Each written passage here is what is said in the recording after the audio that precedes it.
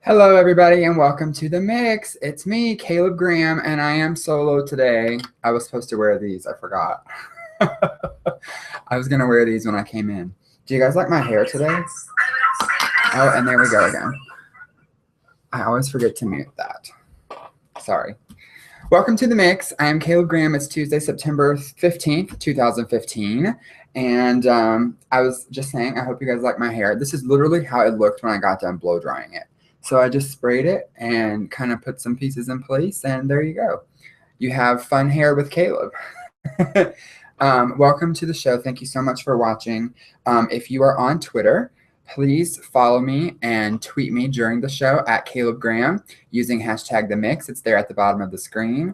And then if you don't want to do that, you can also look to the right of the video if you're watching on YouTube and live, and there's a comment box there if you want to leave some things. I have it brought up over here so you can see it. And yeah, we're gonna get going. Tweet me during the show or after if you're watching this on playback, and we can talk there as well. Anyway, today Cinderella is out on Blu-ray. My roommate and I were very excited because she actually went at midnight, Danielle did, and got it. And I tried to get her and my other roommate to be on the show today because they're here, but they're upstairs. So they didn't think that they were camera ready today. So anyway, I'm here by myself. But it's out on Blu-ray, DVD, digital HD. Go buy it. It's a fantastic film. It's got Lily James playing Cinderella, who was or is on Downton Abbey. I love that show. Sophie McShera, also from Downton Abbey, is on, and she plays Drizella. And the movie's really great. It's beautiful. It's very well done. I like what they do with the story. It's a great movie. You should go get it. As you can see, I am by myself today. Rachel and Christina are actually going to Mickey's Not So Scary Halloween Party, which starts tonight. Today's the first one at Magic Kingdom.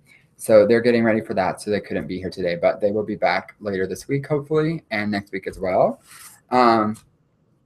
So I want to talk about Dancing with the Stars. Yes! Last night was the premiere of season 21.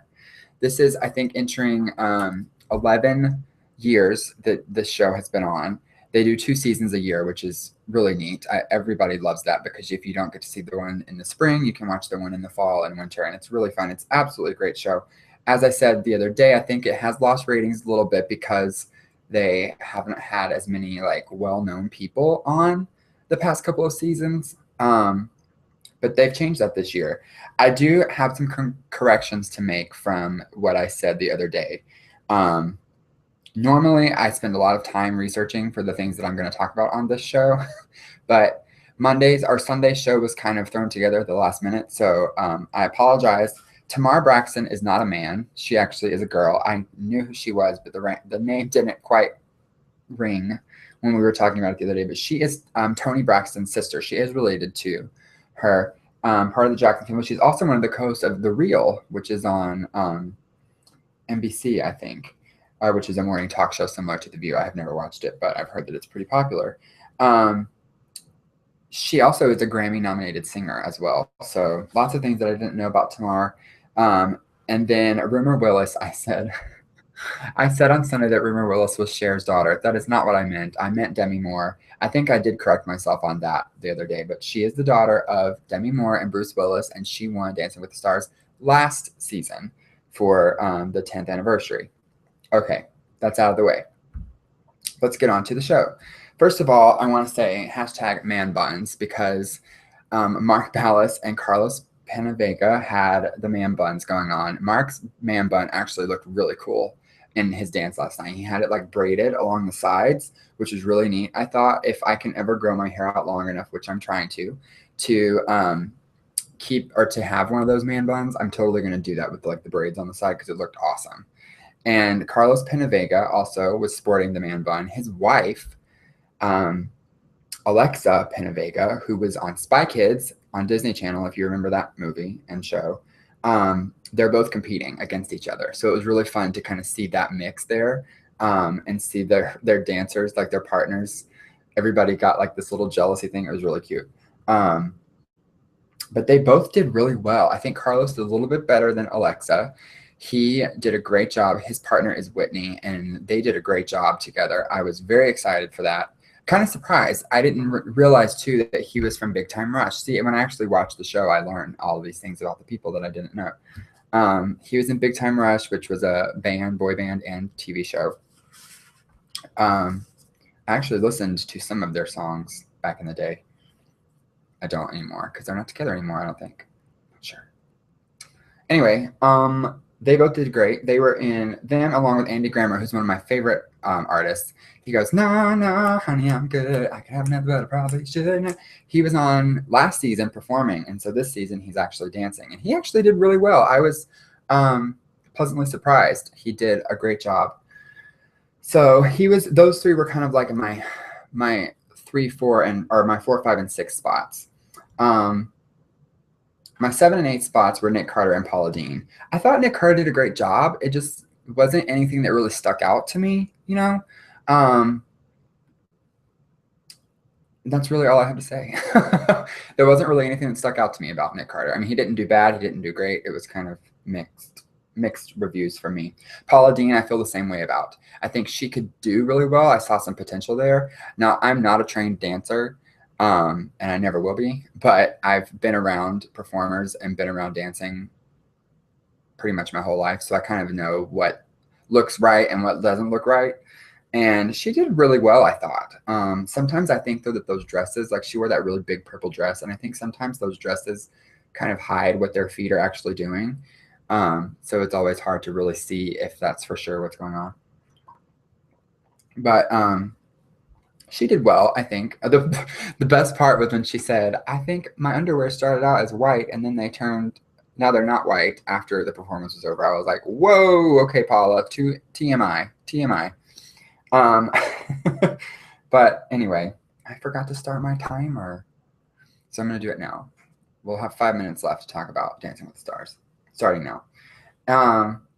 The rest, Shaka Khan, I feel like was just not sure. I actually said to my roommates when we were watching last night, I looked like she was drunk and couldn't remember what she was supposed to be doing. And I love her, but she needs some help. Gary Busey,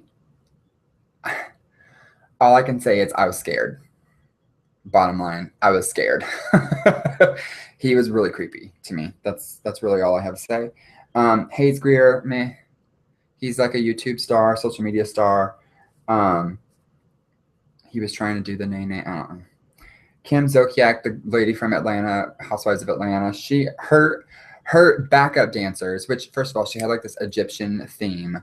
Like I was watching the real dancers more than her because she was not there. She didn't know what was going on. Funny comment about that though. Before she danced, right before they went to one of the commercials, when they were up in like their skybox thing, talking, in the background, one of the guys who danced in that number was getting abs painted on. My roommates and I, we all saw it. We were all sitting over here watching, and we all saw it, and we were like, he just got his abs painted on. So I thought that was funny. She was not, though. She was not good. Victor Espinosa, the guy, the America Pharaoh horse jockey, he was so cute. Like he was like this little guy. He kind of reminded me of what it would look like if like a little kid was on Dancing with the Stars, because he was so tiny and his partner was so much taller than him. But he did well for what it is. He was the first one of the night, and he was moving his hips around. It was really funny. But they actually liked him. I think that he maybe could do well, but he more of just, it was obvious he was just there to have fun. And he did, and it was great. It was fun to watch. So that's everybody except my top 3. My top 3 were, I think the best of the night was Bindi Irwin, which, wow, this young girl, she did such a great job. I was really surprised and really excited. First of all, one comment about her brother and I think her mom were in the audience, and her brother looked just like their dad, Steve. It was incredible. They looked so much alike. I put Alex Scarlatos and Tamar Braxton also in my top 3. Tamar Braxton, I think, did well. She wasn't perfect, but she did really well, I think, given that she was doing the quick step for her first time, which I think they were saying All Night was the hardest one because Paula Deen did that as well, and she didn't do as well. They made me do the hardest dance the first night. For it to be the hardest, Tamar Braxton was phenomenal. And Alex Scarlatos, wow. Like, wow. Who would have thought that he could do that? If you don't know who he is, he was one of the 3 Americans who helped stop the terrorist on the train in France a few weeks ago or months ago, however long ago it was. It wasn't too long ago. And now he's on Dancing with the Stars. What? That's fantastic. Amazing. And he did a great job. Like, I think if he does as well from now on, like next week, and if he stays and he does as well, he could go pretty far because he did really good. And then, of course, like I said, Bindi Irwin was amazing. Somebody said on Twitter that they thought maybe the judges are being a little bit too harsh. It's the first week. So, I mean, they're there to give criticism. The harshest judge isn't there this year. Len Goodman's not on this year, which really made me sad because I like him, and he's kind of like the Simon Cowell of Dancing with the Stars. So I missed him not being there. But they have to give that kind of criticism. I think that that's the only way that they are able to help these people progress and do better. They have to point out those little things early on, because if they don't point out those things early on, then it continues to be an issue and could hurt them later on, if they stay on the show. So I think that it was good. I think that their scores were fine. I mean, for week 1, it's always like that. They always give out pretty low scores on the first week, because they score it just like a real dance competition, because that's what it is. So, but I loved it. It was great. I thought it was so much fun. To me, they spent a lot of money, which was nice. The show looked great. Everybody was great. Tom Bergeron was great as always. The other girl, I always forget who she is, the extra one, because I don't pay attention. But anyway, it was a fun show. It was great, and I'm excited tonight. I'm not going to be able to watch it tonight. I'm going to watch it tomorrow. I'm going to rewatch it back tomorrow, or maybe later tonight. We'll see. But I will definitely have some things to say about it when we come back on the next show. So we're going to move on. Moving on. That's Dancing with the Stars. So tomorrow night, I will be watching and tweeting and probably periscoping as well, the Republican debates, the second one for this election, for this candidacy, for this presidential run, whatever you want to call it. It's going to be tomorrow night on CNN. I need to double check the time so I make sure I can record it, because I do work tomorrow. But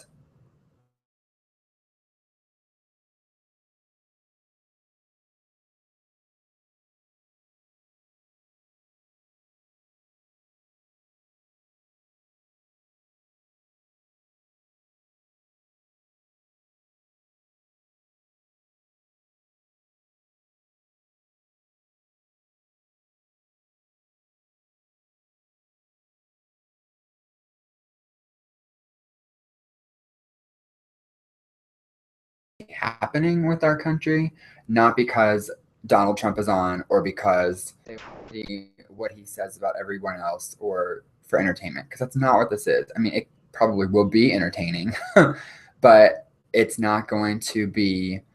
It's not something that I think you should.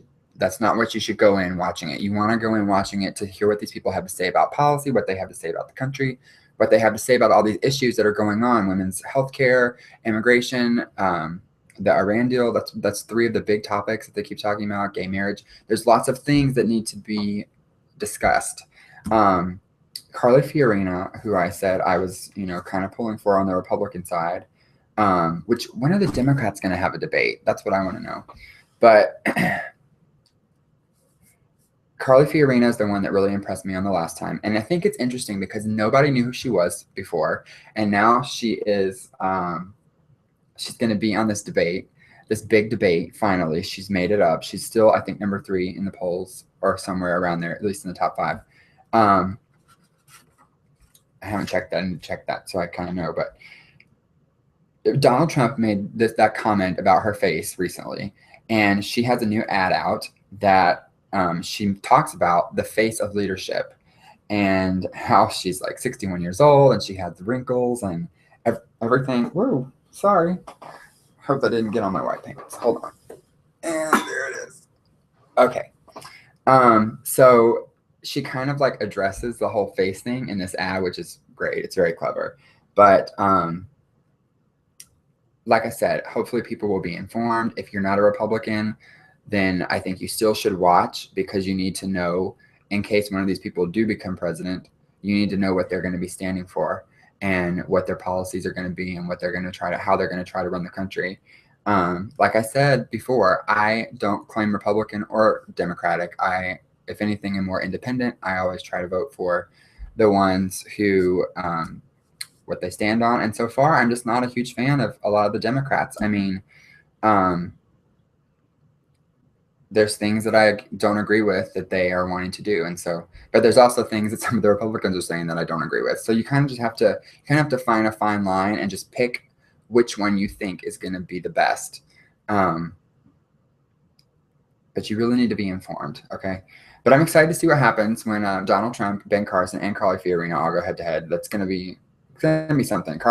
Ben Carson has said some things about Donald Trump, and Donald Trump has said some things about Ben Carson. Donald Trump has said some things about Fiorina. I'm really interested to see how, if they're going to I hope, I'll put it this way. I hope that it doesn't turn into one of those he said, she said, I'm going to attack you, attack you, attack you. I hope that it doesn't that it's not like that.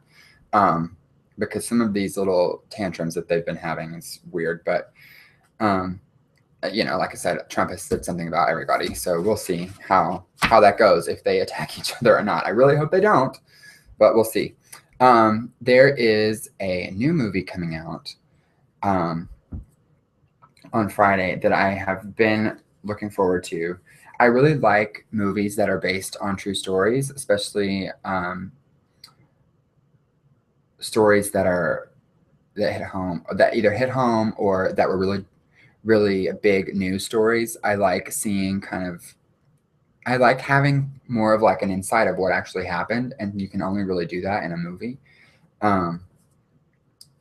Sometimes they do change things to make it more Hollywood film worthy so people will watch, but sometimes you don't even need to. There's enough that happened. But anyway, moving on. This Friday, September 18th, the movie Captive is coming out in theaters, and it's the story of Brian Nichols and Ashley Smith. Brian Nichols was a criminal who was on trial for rape. He escaped from the courthouse. He killed 4 people that day. It was the judge, a reporter, somebody from law enforcement, and somebody else. He killed 4 people on that day when he escaped from the courthouse. And then he kidnapped this girl, Ashley Smith, and took her hostage in her own house. And she had been recovering from drug abuse. She was a meth addict, I think, or something like that at the time. And someone in her family had given her the book, The Purpose-Driven Life by Rick Warren, who is a pastor. And she had been reading this book, trying to get her life right. And this guy kidnaps her and takes her to her house. They're there for 7 hours. She reads this book to him, and it kind of turns into him trying to redeem himself from all the crap that he's done. So it's a really interesting story.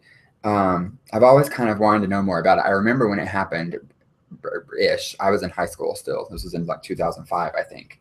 But the movie is about that time when they were in her house and when she was hostage and what all happened. And the trailers it's going to be intense, but it kind of gives you an opportunity to see. And I think that people often forget that even though in a lot of cases criminals have either mental issues or something like that, they ultimately are still humans. They still are people. And you don't always know what drove them to do what they do. Sometimes you're able to find out, but a lot of times you don't know. And it's so sad, because you think, what could have been done to kind of help this person, prevent them from doing what they do. Anyway, so it kind of shows that side of it. It shows the human side of even the criminal, and also the girl he held hostage. So I'm excited. I really want to go see it. It's based on a book. If you want to read the book is called An Unlikely Angel, which Ashley Smith actually she wrote this. It stars David Oyelowo. If I say that wrong, I'm sorry. He plays Brian Nichols, and Kate Mara plays Ashley Smith. And it looks like they both give fantastic performances. So I'm super excited to see it. it's gonna be pretty good, I think. We'll see. But anyway, that's kind of all that I have to talk about for today. Again, go out and get Cinderella on Blu-ray, DVD, or digital HD. It is out today.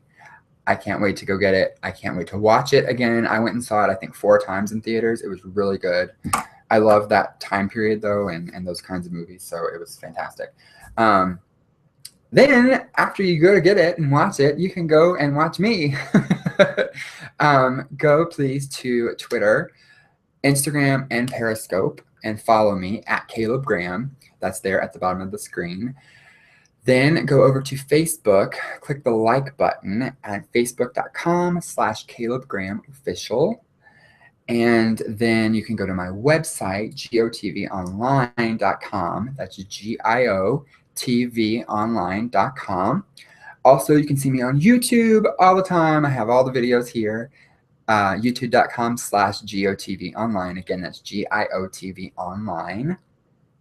Please go follow me, share, like, tweet, retweet, talk to me, send comments, all those things, because I love hearing what everyone has to say. I love having conversations. So that's what this is supposed to be about, and just talking and having a good time. So please do that. I'm trying to get my name out there so that hopefully once I'm finished school, it will help me get a job. So have some fun today and take some, hold on. I almost said take a little time to enjoy the view. Have some fun today and add something new to the mix, and I'll see you next time. Bye.